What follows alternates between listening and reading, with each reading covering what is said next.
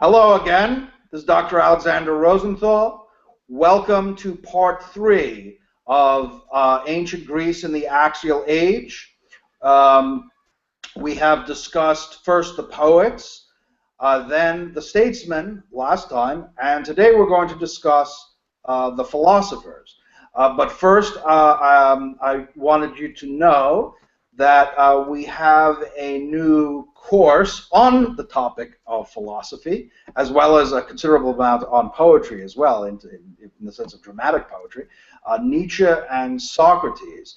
And I'm here as usual with my friend and colleague, Dr. Miles Smith. Would you like to tell us a little bit about the course, Miles? Absolutely. Well, viewers for this installment have joined us at an auspicious time because we're just on the cusp of his course with some themes that have broad popular appeal. These two polar figures, Nietzsche and Socrates, and the kind of worldviews and deep philosophies that they embody that still resonate with wide audiences today. Alex, in that course, what kind of themes and ideas are we going to explore? Yeah, so we'll discuss a lot of different issues. It'll be a very wide-ranging course, but some of the core issues will include one of the basic differences between Nietzsche and Socrates is their attitude toward morality or virtue and its relationship to rationality, right? So we have, on the one hand, Socrates' view. It was called Socratic rationalism, the idea that knowledge of the good, knowledge of virtue is possible, versus Nietzsche's view that views of morality are essentially what he calls, and Nietzsche seems to be responsible for a lot of this terminology, values, right? That they arise out of the psychology of people. Another important theme will be the role of art, right? So Nietzsche has a theory about the birth of tragedy. That's how we'll start the course, which is the notion that art is a way in which human beings can confront and in some ways transcend the reality of human suffering through art. And on the contrary, Socrates is often viewed as the Socratic Platonic tradition is sometimes viewed as more critical of art, and certainly Nietzsche has some tendencies in that direction. And we'll also look at a lot of Nietzsche's views on the direction of modern culture.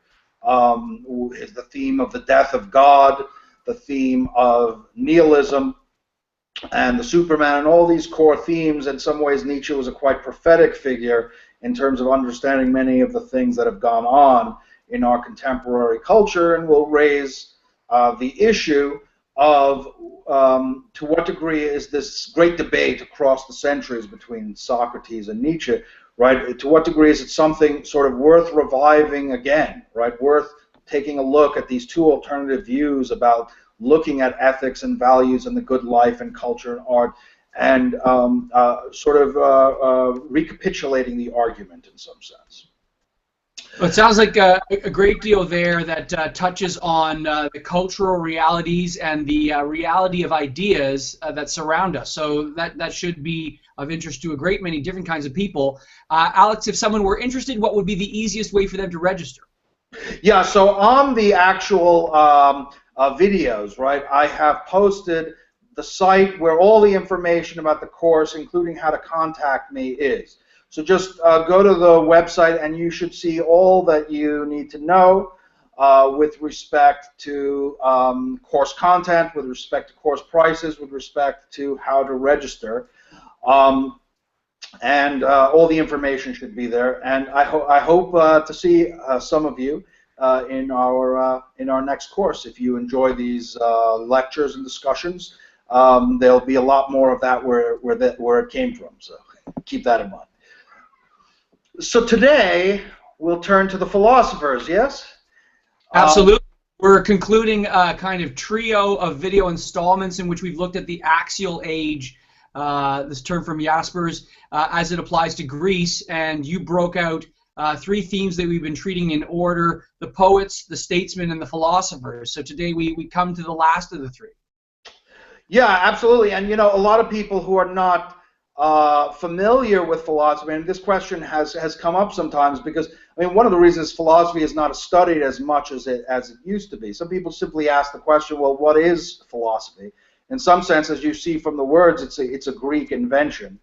Philia, love, and Sophia, wisdom. So philosophy is the love of wisdom. And one thing I think that we can see when we look at the philosophers is you just get a sense of the broad, the breadth with which the philosophical approach, this reasoned approach, to really covered the whole range of reality and human concerns. It's a very fair question to ask what is philosophy. It's not always immediately evident, but I think we'll see that philosophy, in some sense, is rational inquiry into everything. It's a very broad-minded thing, and just the breakthrough to philosophy. I mean, there are people that argue whether philosophy really existed prior to the Greeks. Just this intellectual breakthrough of the Greeks is of such seminal importance in human history, with such wide-ranging ramifications in science and history and ethics and art and virtually and religion and virtually the whole range of human activities. So, having said that philosophy is the science of everything in some sense, it's worth noting that the Greeks, we could have a broad breakout of the questions that they focused on in two. One is this question of the essential character of nature, right? What is the nature of nature in some sense? And so this idea that the Greeks had of the cosmos, and I'll get to that in a minute. The second question, which comes to the fore with Socrates, is the question of what is the good life, right? What does it mean to live a good, flourishing human life? And these two questions, I would say, are really the foci, or at least the origins of a lot of Greek philosophical thought. So start on this idea of the cosmos, right? The early Greek philosophers, we could say they arose around the 6th century BC, were called cosmologists, right, or often thought of as cosmologists. And this idea of the cosmos is basically this idea of the universe as consisting of rational order, beauty, intelligibility, right? So it's this fundamental idea that the universe in which we live is one which is in some way intelligible to rational categories, right? And this idea is the origin not only of philosophy proper, but also of a lot of the sciences, right? Which we could think of as really a kind of the scientific world is really a break off, we could say, from Greek philosophical inquiry. And we find this concern with the cosmos even prior to philosophy proper, right? In the epic poems of Hesiod, right? We have this idea of the universe beginning in a kind of formless chaos, right? Another Greek concept. We could say chaos and cosmos are kind of the opposites. The universe is being this formless chaos, and then order emerging through the successive ages of the gods, right? And depending on which gods reign, we have new cosmic ages, as it were. And so this idea of cosmic origins goes back beyond philosophy in some sense. But then we have this switch, right? From, mythical views of how the universe came into being are legion if you look at almost all the civilizations of the world. But the point is essentially that they are mythical, this idea of mythos, right? So you have, the Egyptian legend that the god Ra emerged from a celestial egg, right? And this was the beginning of the cosmos. In some sense, it's not different in kind from what you see in Hesiod. The issue there is, well, what are the arguments or evidence for such a conclusion, right? That was not in evidence. But then you have the switch from mythos to logos, right? So we think of chaos and cosmos, the disordered and the ordered universe as one contrast. We could also contrast the mythical mythos with the rational, right? Argumentative rationality. And what you begin to have on the Ionian coast, which was in Asia Minor, parts that the Persian Empire would later conquer, triggering the Great Persian Wars, was the emergence of speculations about the nature of the cosmos, which were not grounded in myth, right, in which one put forward, let's say, logical argumentations, right? They might be right or wrong, but they're an effort to give some account based upon the evidence, right? Based upon evidence. And this is probably, I mean, it seems simple to us today, but I mean, it's probably one of the great breakthroughs in the history of civilization. Now, the first I mean, he's sort of a shadowy kind of character because we know of him mostly through the writings of others. The first philosopher is credited as Thales of Miletus, who lived on the Ionian coast. There are a number of funny stories about him, which are sort of emblematic in some sense of philosophy. Right? He was also an astronomer. You know, he's a stargazer, and the story is how he fell into the well while looking up at the stars, which was probably a popular Greek tale about how philosophers were viewed as sort of these eccentric characters that were fairly useless in practical life. But there's the other story, countervailing to that, that using his knowledge of meteorology, right, he got a corner on the wine presses and so forth, and he knew when demand was going to rise, I don't know, perhaps from a shortage, that was an upcoming agricultural shortage, and he made basically a killing in the market. And he said he did it not so much to make money, but just to show that the philosophers can be useful if they choose. They just mostly prefer to do other things.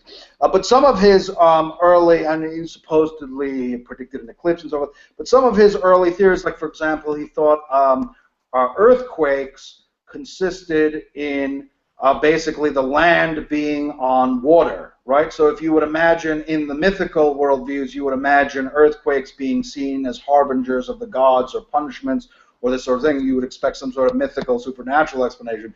Here we have a natural explanation for why phenomena, including in this case earthquakes, why they occur.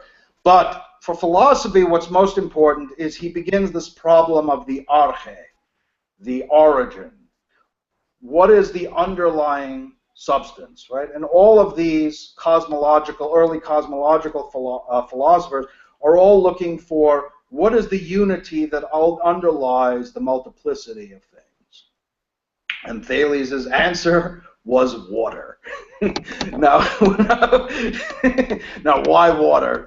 Aristotle speculates that he had observed that everything living emerges from moisture, right? Whether it's the chick coming out of the egg yolk, or the mammals coming out of the mother's wombs and so forth, right? So the moist seems to be at the origin of everything. And this became the big concern of many of the Milesian cosmological philosophers.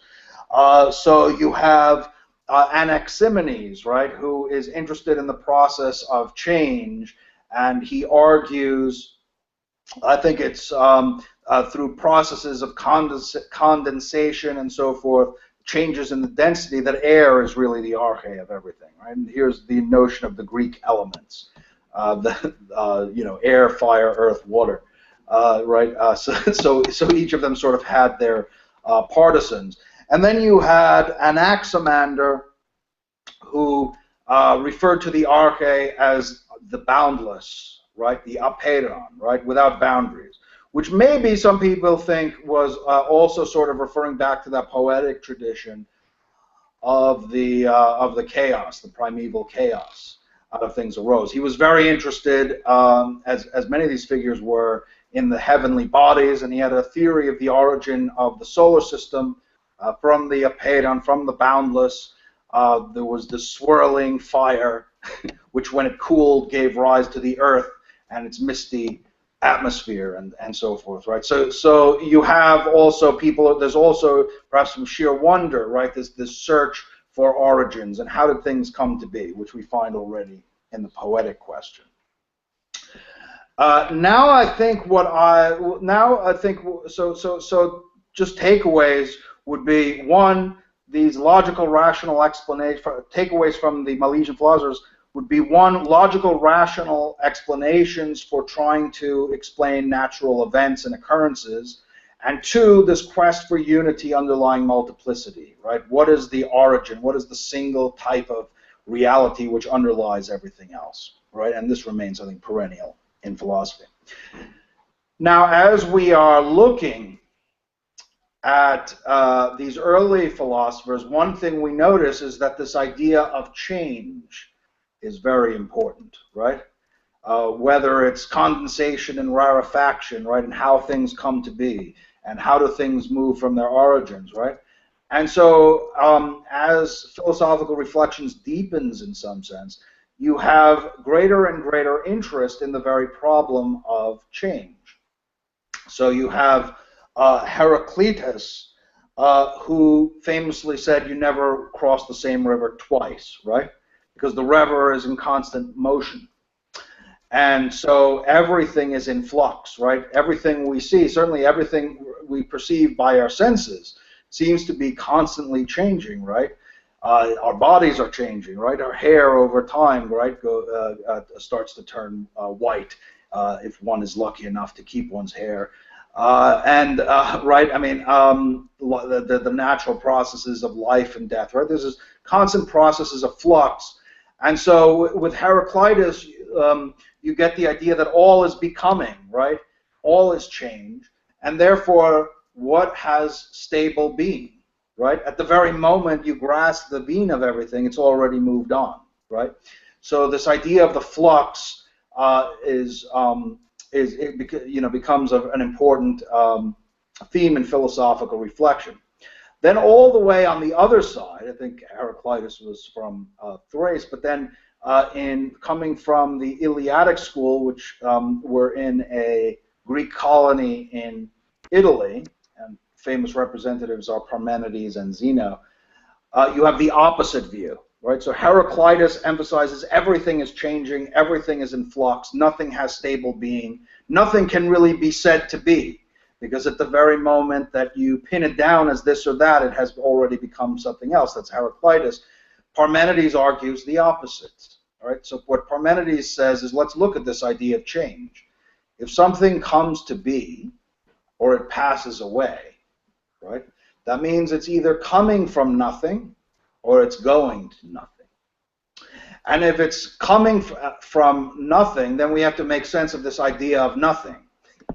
But Parmenides says you can't make sense of it because nothing can't even be thought. It's not a viable concept. Something doesn't exist, how can we even think it, right? So nothing can come from nothing, and nothing can go into nothing. So that the true reality of things is only being, right? There is no change. Change is an illusion.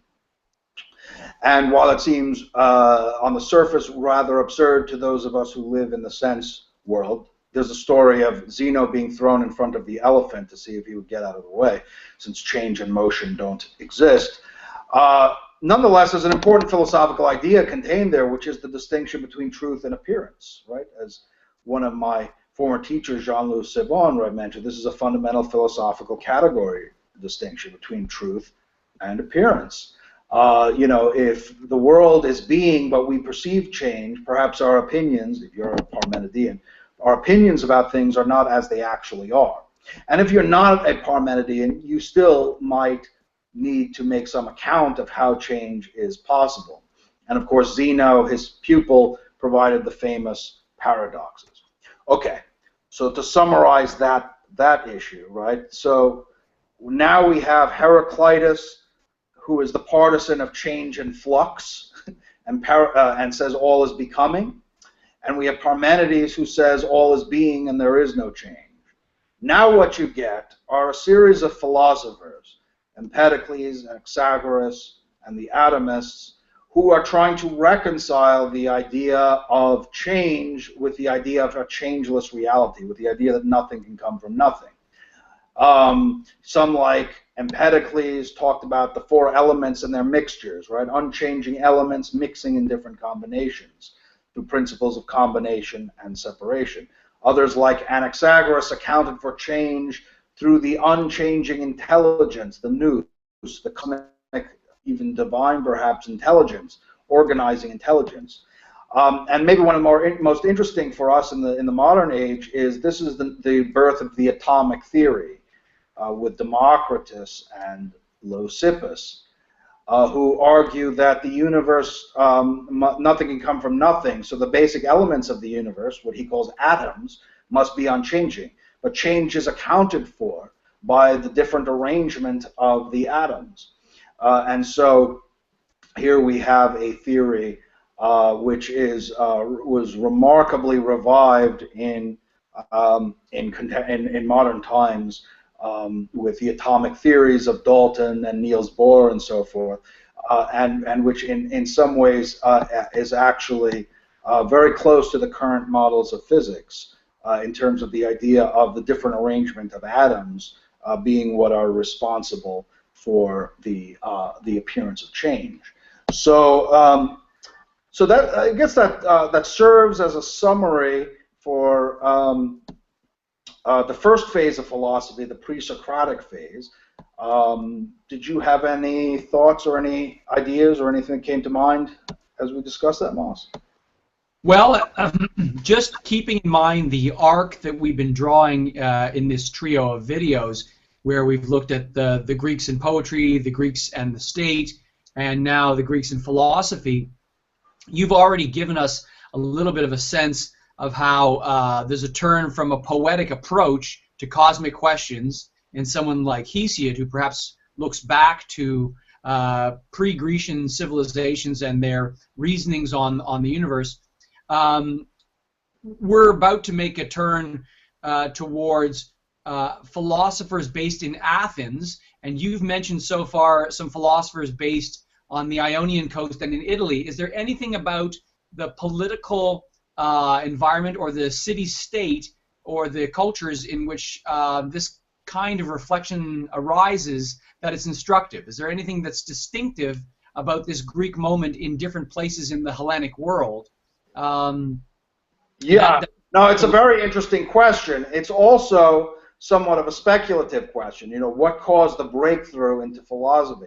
Certainly some of the things that you would have to think about are the fact that the Greeks were in a crossroads region, right? I mean, if you're on the Ionian coast, you're in direct contact with all the older civilizations of the Middle East, right, or Western Asia, we might say, Western Asia and Egypt.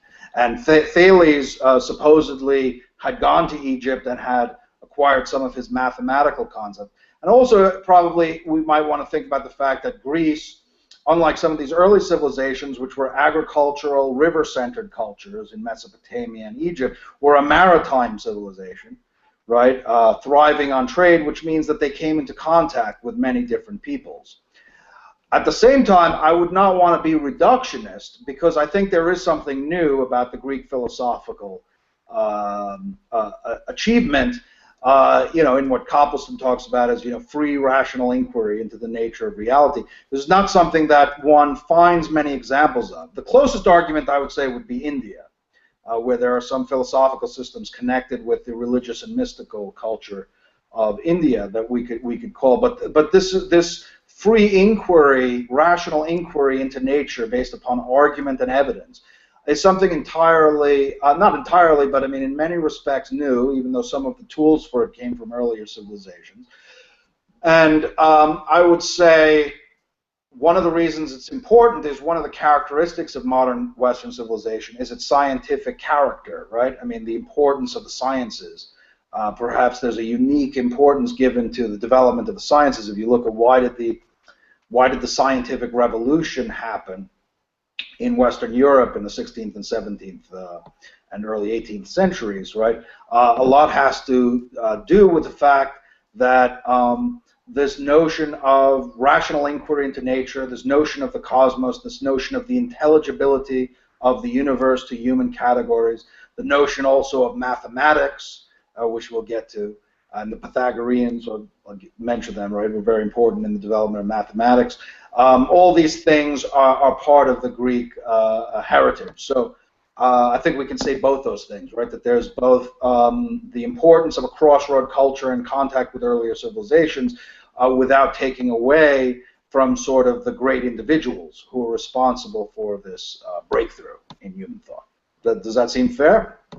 Does, and I guess it's a good point to mention to people watching the video that on the concept of the axial age, we also did an earlier series in which we looked at the dawning of culture that proved to be a legacy even for modern times in those Mesopotamian cultures, in the world of the ancient Hebrews, and in, as you were just mentioning, in the civilizations of India and of China. Yeah, no, absolutely, yeah. So, I mean, we always have to, I mean, you know, in the arc of human history, it's important to know that the Greeks were roughly the midpoint of recorded human history. So a lot had happened before the Greeks. And so keep those thoughts in balance. On the one hand, there's a lot of originality in the Greek civilization. On the other hand, it was far from the first human civilization. So keep those thoughts in mind. So the next thing I wanted to talk about was the Socratic turn. And here we're talking about the three great philosophers who lived in Athens. One of them, Aristotle, came to Athens as a young man. So Socrates, Plato, and Aristotle.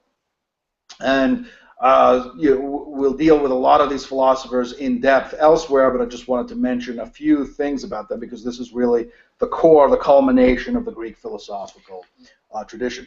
So the important thing about the Socratic turn, I think, is what Cicero mentioned, right? He said that he was the first who brought philosophy down from the heavens, placed it in cities, and introduced it into families, and obliged it to examine into life and morals and good and evil, right? So Socrates was the figure who moved philosophy from rational speculation about nature to rational speculation about human life, human existence, about ethics.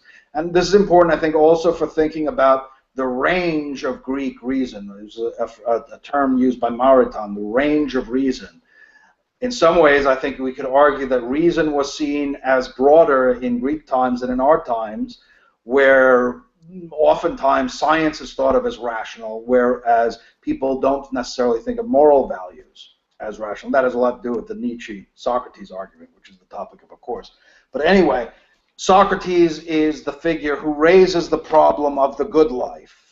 What is the good life, which is the central issue of ethical and political philosophy? Also important, if we want to tie Socrates into things we've discussed earlier in early installments, is this notion of arete, or virtue, which under the aegis of Socrates takes a strongly moral character. Right? So arete can mean simply excellence, right? As in Homer, you might speak of the arete of a horse, an excellent horse. But in Socrates, it assumes the character moral excellence or virtue, right? This idea that virtue, the quest for virtue, is the most important thing because it is the good of the soul, right? The virtue is the good of the soul, just as like food and gymnastics may be good for the body. Virtue is the most important thing for the soul, and the care of the soul is the most important thing for Socrates, right? So he pesters the Athenians, as it were, asking why they take so much concern for their reputations and their pleasures and so forth, but not for the good of their souls, right? And this is also the origin of his idea that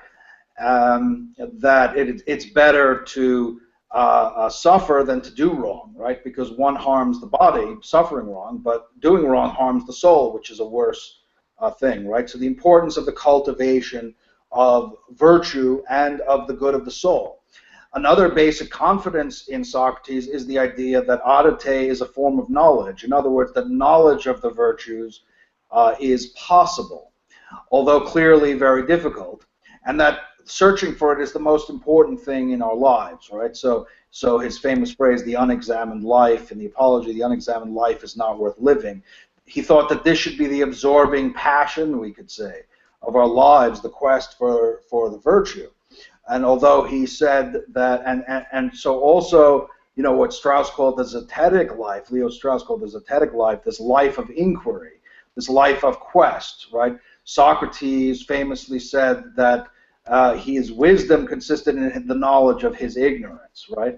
but nonetheless he spent his life in this quest for the truth about the good life. This opening to this life of inquiry about the virtues is sort of, I think, central to the whole Socratic turn, we could say. Now, in terms of the philosophical aspects, right, Socrates didn't write anything himself. So what we know about him is mostly through Plato and Xenophon, two of his pupils. But we have from him what Aristotle and other people write about, some sense of where Plato begins and where Socrates ends, which is a very complicated question. I mean, there's no absolute answer to it, right? Socrates is a character in Plato's dialogue. But two things that he does Aristotle credits Socrates with relate to his method, which is inductive reasoning and universal definitions, right? So typically a Socratic dialogue, Platonic dialogue, will be about some particular virtue. You know, what is justice? What is temperance? What is courage? Or the nature of virtues in general, or sometimes other issues, you know, the nature of knowledge or whatever it is. And so the idea of inductive reasoning is to look at particular cases, right? Let's look at particular cases of courage, and from this, one induces the general concept of what is courage in general, right? And so this method of questioning, Socrates calls himself a midwife, right? He's bringing out of people what, in some sense, they may in some vague sense already know in a very unclear way. You know, he elicits through his questioning various answers to these questions, and through the Socratic method, which is sometimes called the elenchus, we clarify, does the definition fit the cases? And if it doesn't, then we need to go back and revise our definitions. Sometimes these dialogues end in puzzlement or aporia. Sometimes they reach more positive, constructive conclusions. But this method of reasoned inquiry, logos applied to the life of ethics, the life of the question of the good, and and so forth, is, I think, the central Socratic contribution. I'll turn to Plato in just a minute, but Miles, was there anything else you wanted to say about Socrates that you think would be important to add? No, I don't think so. I think I'm like the audience. I want to hear how the evolution takes place and how the sort of iconoclastic figure of Socrates becomes, I guess, a more establishing model of philosophy in Plato, a more academic model in some ways. Yeah, okay, yeah. So, I mean, Socrates' life, of course, ends tragically. You can imagine with all these statesmen, politicians, powerful figures in Athens, the rhetors, and poets, and all these figures who had so much authority, when they're shown under the scrutiny of Socratic logos, not to have the wisdom that they possess, not to have anything that they're able to teach. You can imagine this is not a recipe for making friends. And it's also important to mention, as we discussed last time, Alcibiades, one of Socrates' pupils, turned out, let's say the apple fell a little far from the tree. Right? He was one of the figures who ends up leading Athens into the disaster of the Sicilian expedition. So that may have also turned people against Socrates. Socrates was not a big fan of democracy. You know, his argument was that knowledge of the good and not majority of opinion ought to be what guides, right? And so anyway, there's a lot of reasons for the increasing animus which culminates in his death.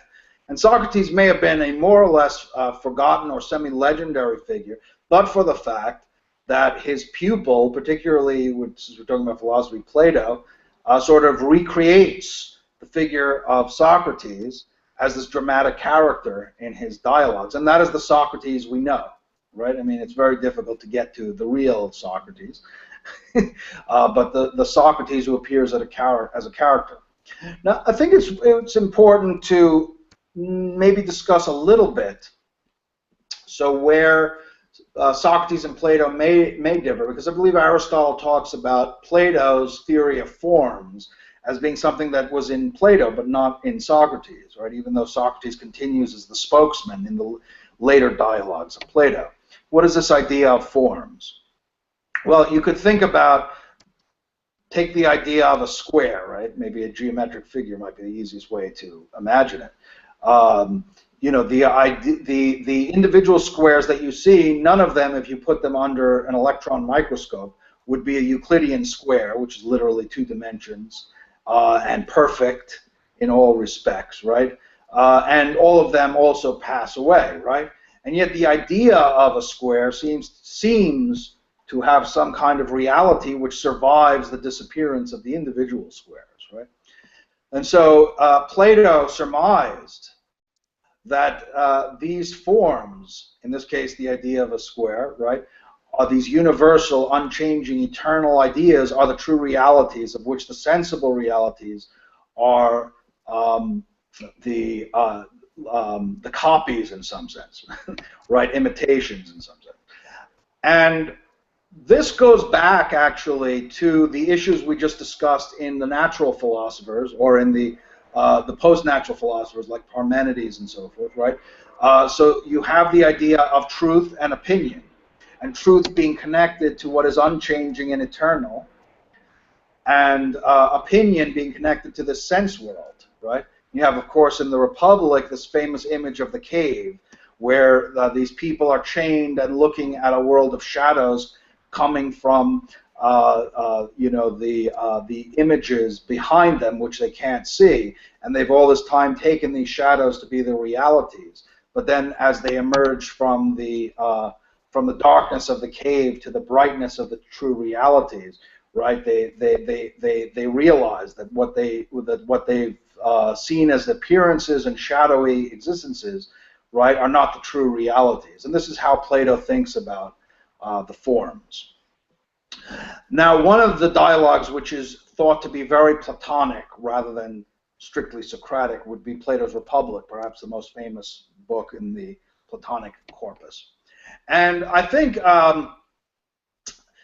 it is important as a work of political philosophy, but I mean, but I think you can get too caught up in the notion that this was meant as a blueprint, in the sense that, say, a work like Locke's 2 treatises of government or the Communist Manifesto or whatever it is are efforts to achieve an immediate practical result in political terms and to create a blueprint for the right society.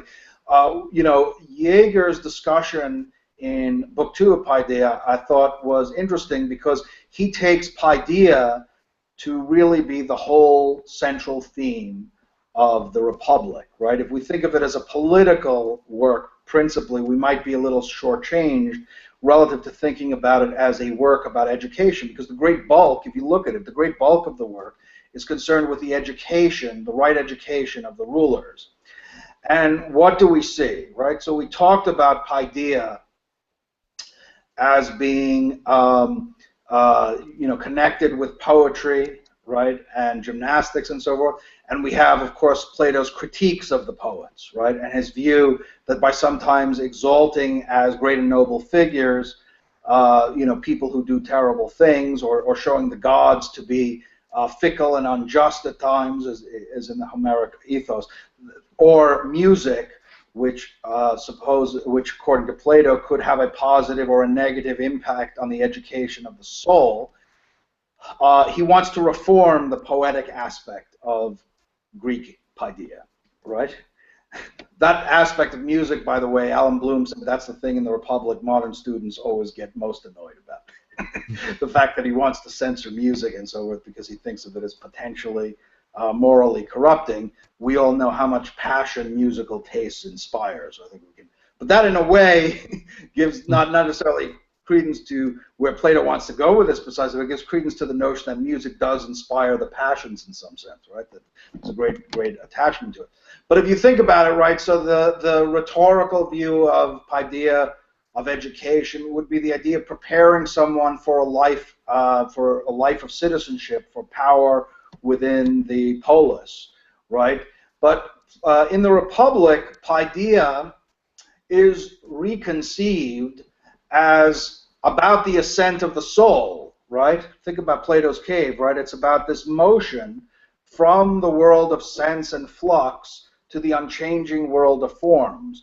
And as we go forward in the text, right, So he'll start with poetry and athletics and gymnastics and these aspects of the training, but then he talks about mathematics, for example, as propaideia, because mathematics trains the mind to lift itself above the sense world and fix itself on these unchanging, intelligible realities, the mathematical world. It's also important to mention the immortality of the soul, right, as a central theme in the Republic and in other works like the Phaedo, right? So it's about the education of the soul. And then it culminates in the vision of the forms and in the form of the good, which is, in a sense, a kind of divine principle. And by the way, the Platonic corpus had an awful lot of influence, for example, on the Christian church fathers, right, who thought like Augustine, among others, and the Cappadocian fathers, this whole idea of the ascent of the soul from the world of sense to the unchanging, eternal, divine realm, enormously important. So there's almost a deeply religious element in Plato. And, I think this is why, right, in the Raphael painting, which unfortunately I don't have at this moment, right, Plato is pointing to the heavens, right, and it's this notion of taking the soul up to heaven. Now, I'll turn in a moment to, let's say, in some respects, the culminating figure of the philosophical discussion, Aristotle, who brings together a lot of these concerns about natural philosophy and ethics. But just wondering if there was anything in the discussion of Plato that you thought worth bringing out, Miles. No, I think it's good to continue on what you launched on, to understand figures who are really grandfathers, father, child, Socrates, Plato, and Aristotle, represent in some way continuity that stands apart from pre-Socratic era of philosophy and perhaps the mere natural philosophy that comes afterwards, but also how they differ. So from Plato, a figure who writes on the state allegorically or the soul, perhaps, as you were just saying with the Republic, to Aristotle, who, as we mentioned briefly last time, was the tutor of Alexander. We have philosophy that in all cases is drawing on the poetic world, but is also touching the political world. Yeah, no, I fully agree. And Aristotle is very interesting, right? I mean, Aristotle, born in the city of Stagira in the northern part of Greece, which was very, we could say, affiliated with the Macedonian world, right? His father was a doctor, so he was probably growing up, he had that kind of sort of scientific orientation about the world of observation. And it's worth mentioning in passing, the Greek medical tradition, I should just mention this as an aside, Hippocrates and so forth, had a great influence, and this is something I thought very interesting in Yig as well, had a great influence on Aristotle's terminology. The idea in Hippocrates of balance and order and the mean, of health as being the balancing of different elements. You'll see that this plays an important role in Aristotle. When he's 19, he goes to Athens, and he's completely taken with Plato and comes under the tutelage of the Platonic Academy, and begins writing works within the Academy. And after Plato's death, he travels for a while.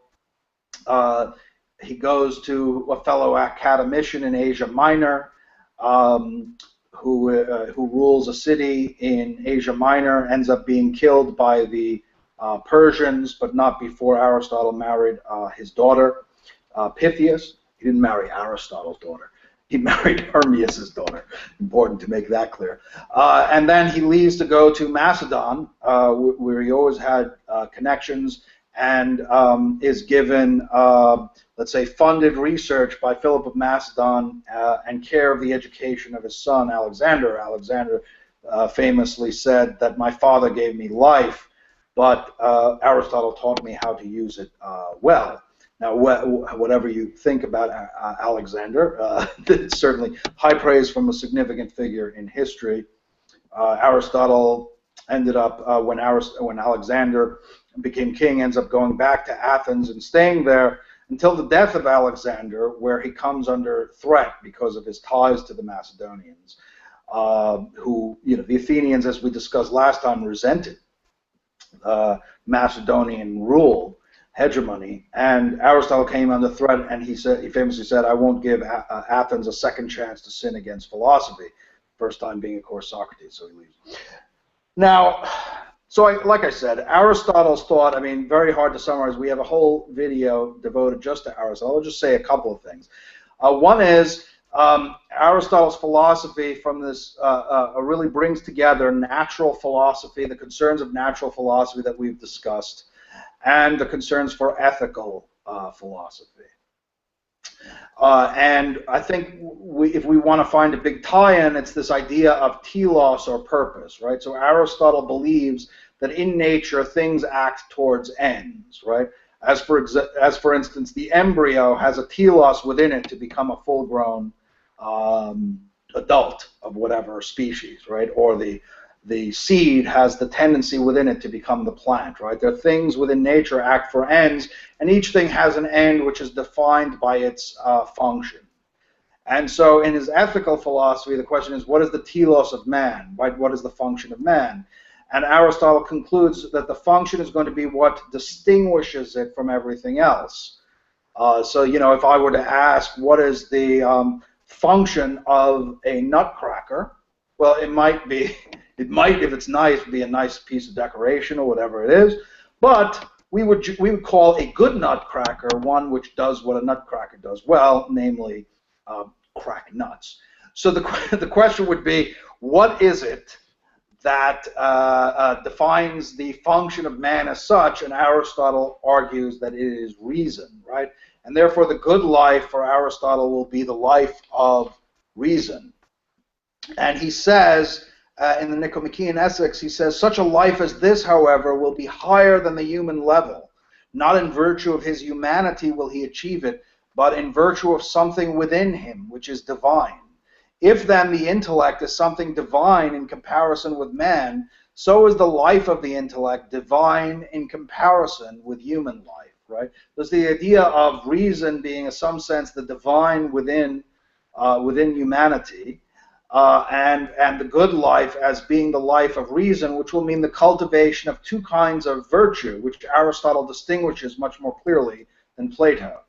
In Book 2 of the Nicomachean Ethics, he distinguishes intellectual virtue, which is, for example, philosophical contemplation of the natural order, right? Might be a form of intellectual virtue, but also moral virtues, right? And the moral virtues are about reason moderating the impulses of the passions, right? In the way of the mean, right? So for example, courage would be moderating fear so that one is neither reckless, right, from excessive restraint of fear. You know, somebody who enjoys the sensation of sitting on the third track of a railroad as the oncoming train comes and getting out at just the right minute. We might say that there's something wrong there. But likewise, the coward, right, who doesn't know, who can't control their fear at all, right? So it's reason determining what the mean is and moderating itself, right? And we have all these various Aristotelian virtues of justice and generosity and temperance and prudence and these various virtues. Jaeger also sees a connection between Aristotle's notion of the moral life and what you find in Homer as well, as a kind of refinement, right? So he talks about honor, which is the reward of virtue, as being the highest thing humans can strive for, because it is although virtue is of course higher than honor, but honor is the due reward for excellence, right?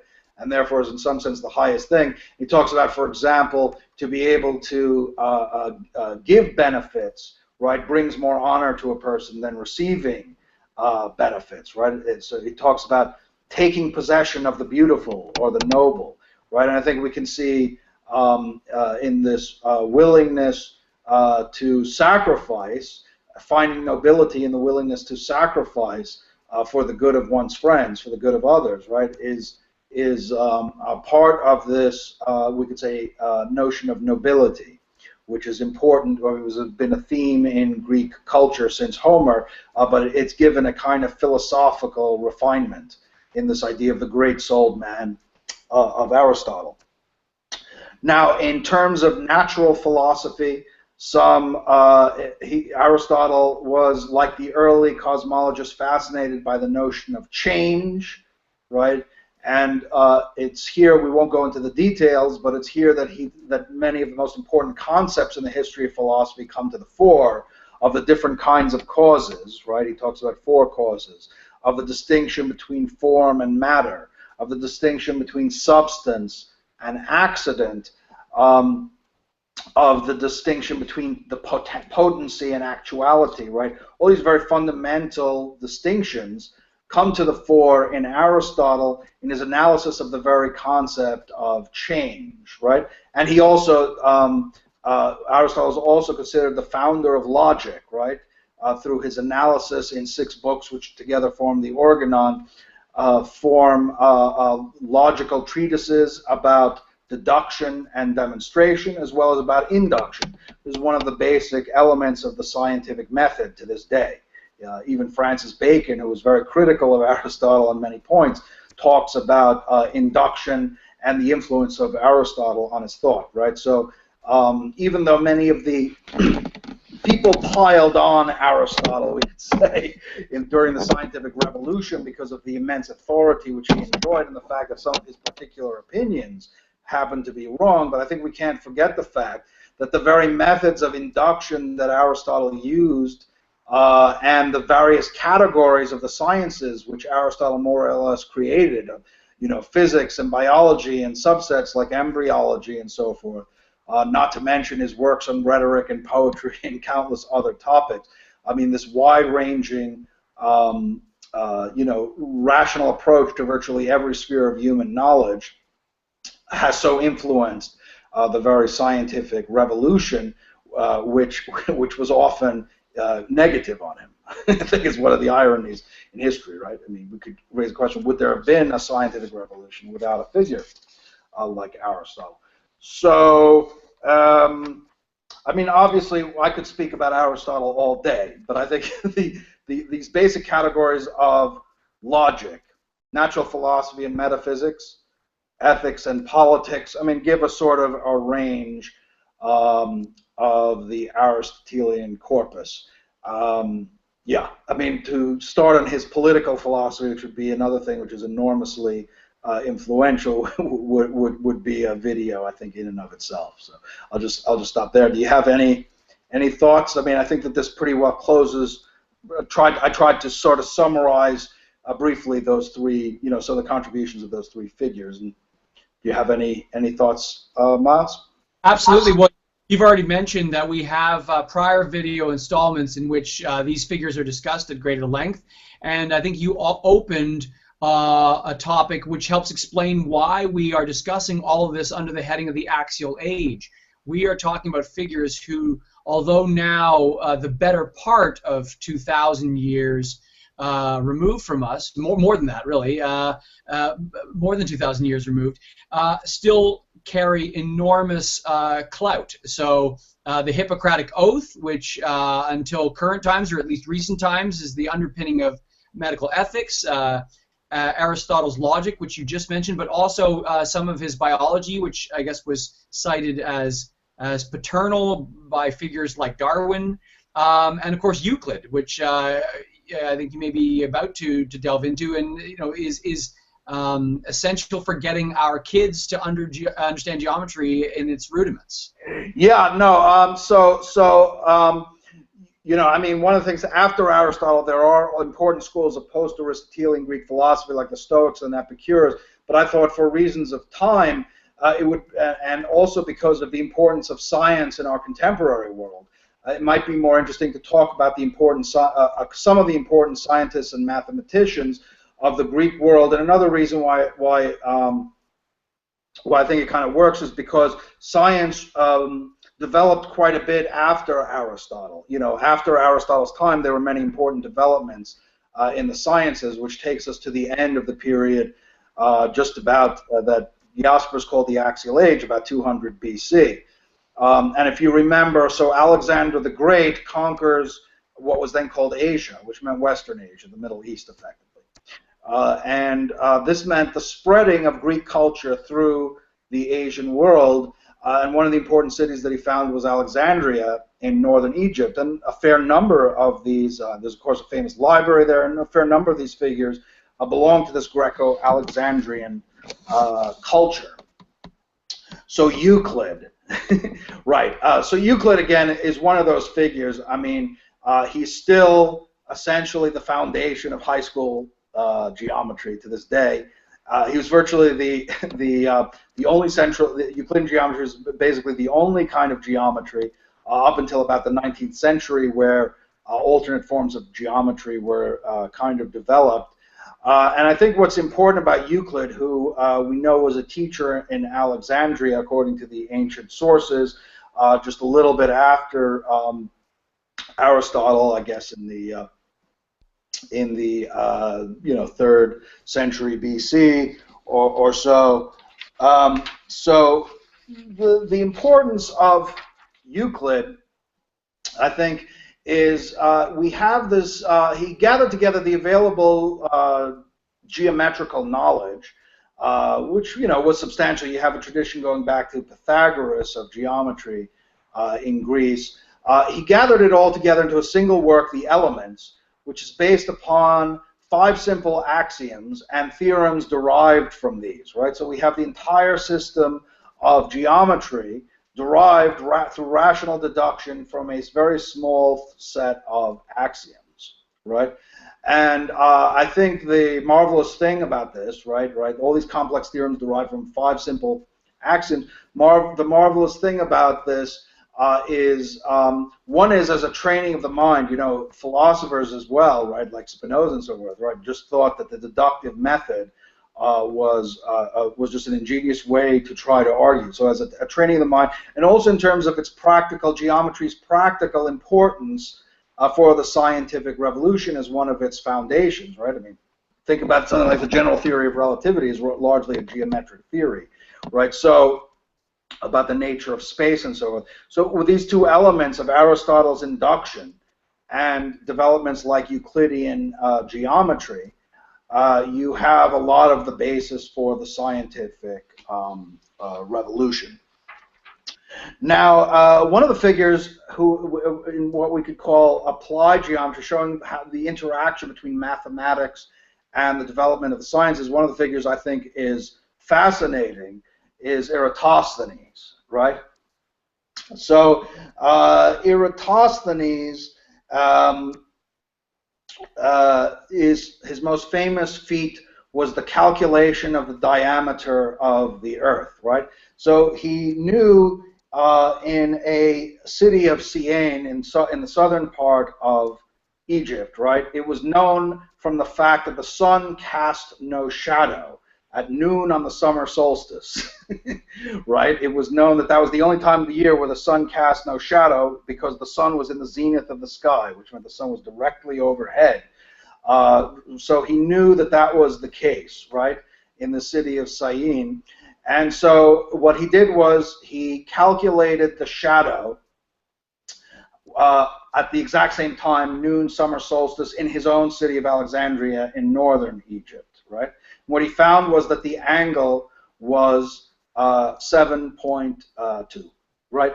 And so what he did was, if you take 360 degrees as the circumference of a circle, right, what you find is that 7.2 is 1/50th of the circumference of a circle. And if we assume a spherical world, now all you need to know is what is the distance from Syene to Alexandria, right? He found the distance and then charted it out, 50, right? Right? And he came up, well, see, the one problem is that they used a unit stadia. We don't know if he used the Egyptian stadia or the, sorry, I'm having a bad hair day, the Egyptian stadia or the Attic stadium. If he used the Egyptian stadia, the calculation comes to 39,690 kilometers. The actual diameter of the Earth is 40,008, right? So it's about a little over 1% difference between Eratosthenes' calculation and the actual diameter of the Earth. If you use the Attic one, it would be a little bit more, so it would be about 46,000 kilometers, right? But still pretty good for somebody operating without the modern accoutrements of technology and so forth. Yeah, which is not to say that the Greeks achieved nothing in technology, although it was definitely ancillary to their main concerns. I'll tell a funny story about Archimedes later. But Archimedes, Archimedes is worth mentioning, 287 BC in Syracuse.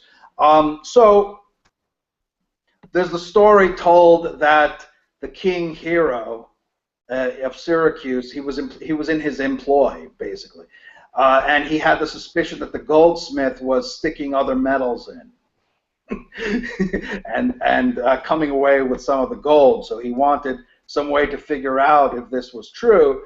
And you have the famous story of Archimedes in his bathtub, seeing the displacement of water as the water overflowed his bathtub, and coming up with the law of hydrostatics, right? That objects in water lose density at a ratio equal to the amount of water that they displace. I believe it's the formulation. But anyway, he came up with a way of calculating the volume and density, which made his king happy, and also invented the science of hydrostatics. Another thing that he's famous for was coming up with all kinds of war machines when the Romans invaded. Remember, now we're getting into the 3rd century BC.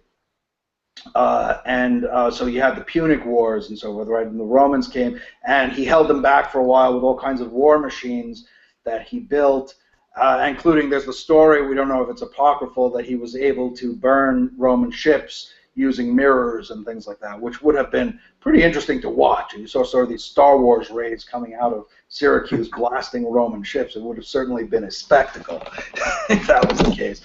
He also invented the water screw. How do you move water? Supposedly King Hero must have valued Archimedes. Supposedly his ships were taking water, so he needed to get the water out of there. And Archimedes invented a tube with a spiral pump, right, which was able to move water from lower to higher. But also in terms of a lot of practical inventions, as well as the mechanics necessary to understand these practical inventions, like levers and pulleys and so forth.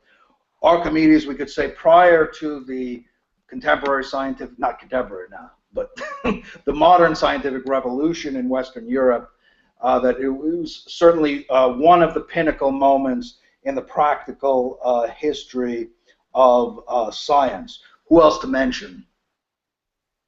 Aristarchus, right? Aristarchus was one of the first to come up with the heliocentric theory of the universe, which of course, when Copernicus, much later on, perhaps the first major figure of Europe's scientific revolution, right?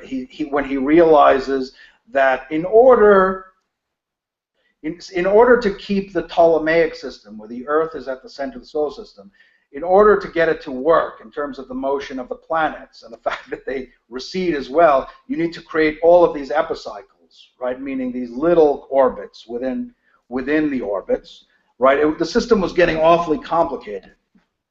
And Copernicus was inspired perhaps by looking to Aristarchus and the heliocentric theory. Maybe it doesn't have to be that way. What if we just put the sun in the center of the solar system? And then suddenly the model of the solar system started to make a lot more sense and require a lot, by a principle of parsimony, a lot less complexity. Even though Aristarchus's theory that the sun is the center of the solar system was not widely received until Copernicus, it was a minority theory. The Aristotelian Ptolemaic system was the dominant one. Nonetheless, the fact that the idea had been conceived proved to be a resource for modern science as it was looking again at these questions. Maybe also Hipparchus, who's sometimes credited as being the founder of trigonometry and was a major astronomer, worth at least a mention. And we could say that many of these achievements in the Greek world continued into Roman times, past the point of the Axial Age. A figure like Diophantes is credited with being a founder of algebra. So the point is, when we come to the modern era of science that we know today, there was already a huge foundation laid right, by the formative developments in mathematics in the Greek world, as well as the inductive rational approach to nature. So I think that probably, I mean, there are other things you can imagine I could discuss, but hopefully this has given a bit of a summary of Greek philosophical, scientific, and mathematical achievements. So you have any thoughts, Miles? Well, first of all, I think it's an excellent overview. And the only thing I think to ask you is if you had some thoughts that you wanted to offer about legacy. I mean, you've said a great deal about it already, but in summary, in terms of what was built, in terms of what subsequent ages developed, and in terms of what was in some senses lost, you've spent a fair amount of time returning to the theme of paideia, whether we're talking about the poets like Homer, whether we were talking about the great statesmen and their pursuit of virtue or arete, or whether it's the philosophers. So, you know, you saw today that in cosmic poetry, speculative reason begins to stir. You know, we also heard that statesmen like Alexander sowed seeds for natural philosophy, which is what people mean often when they talk about science nowadays. So, is there anything about paideia and the unity of these three themes of poetry, the polis, I guess we could say, in philosophy, in terms of the making of a golden age and its legacy that you want viewers to end on? No, very much so. Yeah, so I mean, we've seen how varied the Greek achievement is, right? Whether you talk about literature, where, as the historian Palmer talked about, you know, they really laid down the forms in which the Western mind has concretized its ideas, right? Whether in drama and poetic form and histories, right? I mean, basically, these are sort of the molds, right? Or in the visual arts, where the Greeks laid the foundation for much of our sense of beauty, right?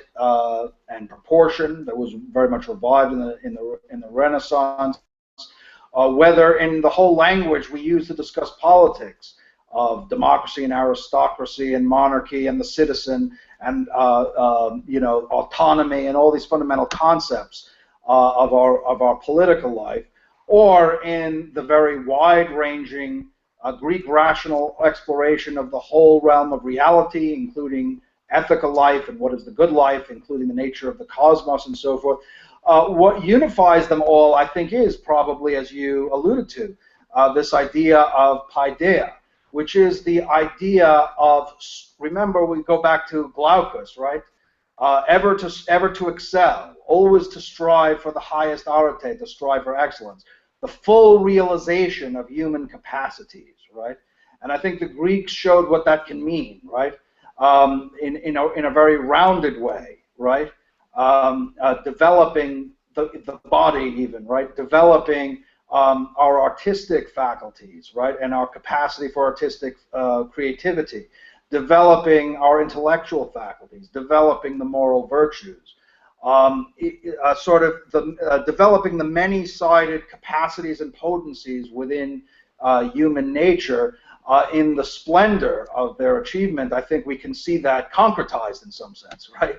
I mean, what it means to strive for excellence, right? Strive for the highest excellence, never to let up or be satisfied with anything short of that, right? And so when one looks to, well, why is it that if we look at the modern West, right, from the time of the Renaissance when paideia was so forcefully revived, why is it that we see another great flourishing in the arts and the sciences, right? It's the inspiration, I think, to a large degree of the Greek achievement. It's not the only thing in play. Obviously, Christianity played a very central and formative role in the Western tradition and the whole biblical tradition, which we discussed as well under the rubric of the Hebrews. But I think that this ideal of excellence, this idea of striving for the highest arete, of realizing the fullness with which human life can be lived in this brief expanse of time that we have, is something that is remarkable about the Greeks. And as Jaeger said, I mean, it seems to be true, in almost every golden age of Western history subsequent to them, there's always a return to the Greeks. So it's something interesting to note. Well, on that, if students want to join the 10-part on Nietzsche and Socrates, this sort of great North Pole, South Pole discussion, how do they join us? Yeah, so like I said, I am posting the web site spot, the precise web site spot, which covers our course directly on this video and the subsequent and the previous videos on Greece and the Axial Age. So you just go directly to that website, and it contains all the information, including my email, including the prices, and including information about the course. Hope to see you. Okay, shall we sign out? Yep, great having everyone with us. We look forward to seeing you all soon. Take care.